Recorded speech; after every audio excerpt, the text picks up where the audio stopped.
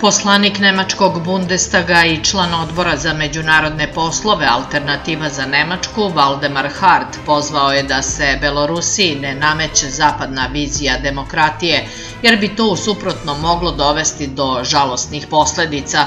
Ponašanje i strategija zapadnih zemalja prema Belorusiji identično je onome kome smo se ponašali u procesu u Siriji, Ukrajini i Libiji. Ako pogledate do čega su doveli naši pokušaji izvoza zapadne vizije demokratije u druge zemlje, zaključci su vrlo žalosni, rekao je Hart za medije.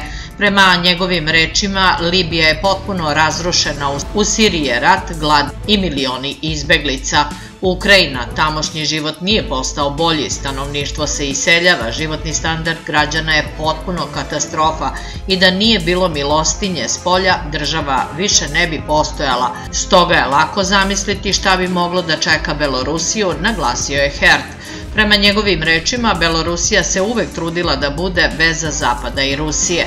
Sada je taj most odsečen sa naše strane. Sudbina zemlje ne treba da se rešava na ulicama, rekao je nemački poslanik. Ranije je Evropski parlament saopštio da Koordinacioni savet opozicije Belorusije smatra privremenim predstavnikom naroda i podržava održavanje novih izbora u zemlji.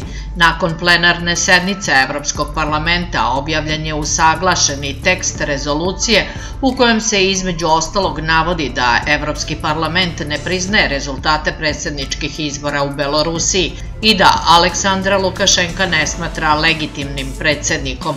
Takođe je naglašeno da Evropski parlament podržava uvođenje sankcija protiv Lukašenka. Masovni protesti opozicije počeli su u Belorusiji 9. avgusta nakon predsjedničkih izbora. Prema podacima Centralne izborne komisije, na izborima je pobedio aktuelni predsjednik Aleksandar Lukašenko sa 80,1 od 100 osvojenih glasova.